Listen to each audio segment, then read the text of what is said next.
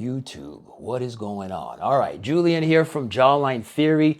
Mike Israetel from Renaissance Periodization. He recently dropped a video explaining how to develop the upper pecs. I thought it was a great video, a lot of great insight, but I wanted to share some insight into how I've developed my upper pecs, being natural and everything, right? So this is going to involve a little bit of a story time, but I assure you, you should stick around because this will make a lot of sense and things will begin to click. So stick to the end of the video.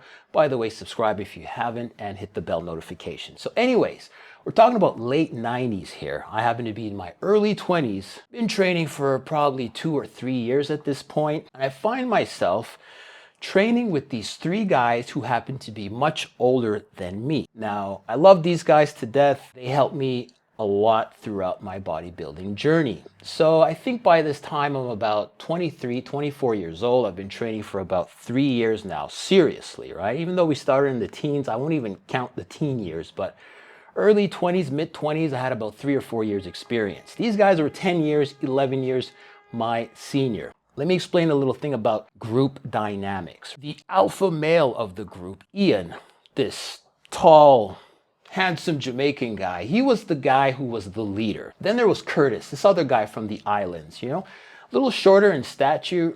He used to use a lot of like flawless technique, took his time. He had this specific way of training. And then there was Mark. Mark was this white guy, I believe Scottish descent or probably Irish, super big, right? Just round muscle belly, huge calves, and he was strong as an ox. And of course there's me, right? So there's 4 of us, and we used to train on a regular basis. Stick around. Yes, this is related to upper pec development. Let me continue my story. We used to find ourselves hitting chest probably once a week, usually Wednesdays, 6 a.m. We used to, you know, start pretty early. And so we would pair off into groups of 2. You'd have Mr. Alpha Male Ian. He'd partner off with Curtis, leaving me and Mark to partner up. Ian was the guy who determined which exercises we were doing. Cool. We had no problems with that. So he'd always want to start the chest exercises with incline. Sometimes it would be dumbbells, other weeks barbells. This particular week we were starting off with barbell incline presses, not Smith machine. A real barbell incline press. Back then, the gym we were going to only had 2 incline bench press machines. One of them was this fancy Atlantis, you know, with the green pads, really fancy, super comfortable. You'd sit on it and feel like you were in a Corvette. You'd grab the weight, you do your exercise, all right? The incline on that particular machine was set to about 60 degrees, I believe, something like that. It was super comfortable. You felt really good doing your incline barbell presses on that machine. The second machine, this is really important now, was this old school machine. It was stable, it worked, it didn't look that great, right? The ergonomics looked kind of weird, meaning that the seat was so close to the ground. So by the time you sat down on the seat to do your incline presses, your knees would be about here, right? Super uncomfortable. But the most important thing with that machine, let's call it the old school machine, right? So this old school machine, the incline was set to here. I'm going to say about 80 degrees. Let's call this 90. Let's call this, you know, parallel to the ground. And this machine was set to something like this, something ridiculous. It was super uncomfortable. Nobody used this machine. Another reason why nobody used this machine at the gym, it was always available, it was tucked away in a corner, is because in order to grab the barbell, you had to kind of extend all the way up to unhook the barbell from the hinges and bring it down. So you're already starting your first rep in this awkward position. If I were to do it from the side, it would look something like this. All right, not like this, like the ones you see in commercial gyms. No, we're talking like this. All right, rep 1, super uncomfortable. Now, Ian, being the alpha male, he wanted to use the comfortable Atlantis machine. So him and Curtis would use that one while me and Mark, we'd use the old school machine, right? Now, this is where it gets interesting. Fast forward 3 years later, nice summer day, I happened to be at Ian's protein shop. He ran a supplement store. I happened to be wearing this really nice V-neck, and you could really see the development in my chest. So there I am in his supplement shop. I grab a couple magazines, Flex, that was the publication we used to read at the time, and I'm just browsing through a few articles there. He's sitting right in front of me, or standing rather, and he's looking at me. I noticed that he's sort of like looking at the development of my chest, right? I'm not really paying too much attention. We're just, talking casual banter. At one point, he leans in and he says, nice upper chest, man. What do you do for it?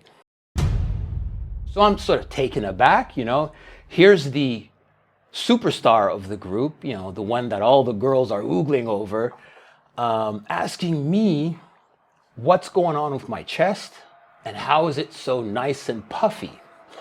So then I felt kind of weird at this point because I'm like, well, bro, I work out with you. You see what I do. I rarely train with anyone else, or I rarely train by myself, right? So what I do, you do. What you do, I do, right? And he's like, oh, okay, cool. But then I felt kind of bad because I'm like, you know what? These guys, including Ian, had helped me develop my physique over a number of years, and they showed me so many great tips that I'm going to share with you guys over the course of this YouTube thing.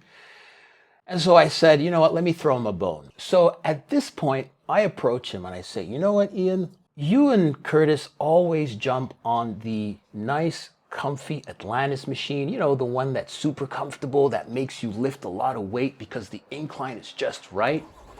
While Mark and I, we rely on that old school piece of equipment that nobody at the gym wants to touch. He's like, yeah. At this point, I know I have his attention. And I'm like, that's the machine that I think put a lot of size on my upper chest. And I explained to him that the angle at which we are working at, although it's somewhat uncomfortable, it doesn't really hurt our joints. It's just uncomfortable, and boy, does it bruise your ego, because you could be lifting significantly more. But because you are almost perpendicular with a slight incline, you really have to moderate the weight, all right? So no more 2 plates. You're probably pushing like a plate and a half, and you are struggling. It's such a compromising position to do incline presses like this, right? Almost feels like a shoulder press.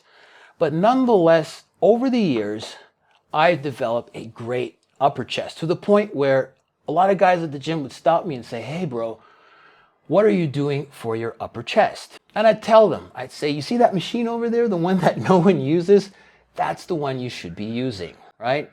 So 2 days later, we find ourselves, our group, our crew, Ian, Curtis, me, and Mark, at the gym, 6 a.m. It's chest day. What do you know? Ian and Curtis make a run for the ugly machine, the one that nobody wanted to touch after 3 or 4 years. And the alpha male in him kicked in and said, we're using this machine. I said, hey man, okay, cool. So me and Mark, we just hopped on the comfy Atlantis machine. We started doing the incline barbell presses on the more comfortable machine. All right, so what's the moral of this story? I have found that a lot of commercial gyms that have that 60-degree angle for your inclines, I don't think you're gonna get the chest that you're looking for. If you want that super high chest, the kind of chest that you see in superheroes, right? That sort of shelf that's gonna sort of expand your shoulders, your upper chest, that's the machine you should be using. Now, if you don't have one in your commercial gym, you probably don't, trust me, I've seen it, you can improvise. And the way you could do this is by using a regular bench, put it next to a squat rack, set it at a very steep incline, and from there, you can adjust the positioning, all right? I would definitely do a few sets just past 90 degrees, all right, in this position. Yes, it's uncomfortable. You may even think it's a shoulder exercise. If you think you are engaging a little too much of your shoulders, you can always go down a peg, all right? But this is the range you want to be in. This is the superstar range right here.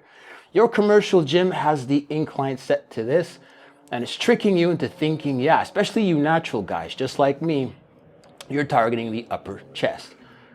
do it like this. It's uncomfortable. You can get away by doing 2 or 3 sets in this position, and then you can always alter it and lower it and, you know, get your groove on and push way more heavier the lower you go. All right. So that's my story for you guys. If you guys like the story, you want to hear more of these kind of things that I've sort of like soaked up in the gym, training with older guys, and, you know, they had me going through my paces, just let me know. Subscribe to the channel. Let me know what you guys do for your upper chest. And with that said, I'll see you in the next one. Love you guys. Bye for now.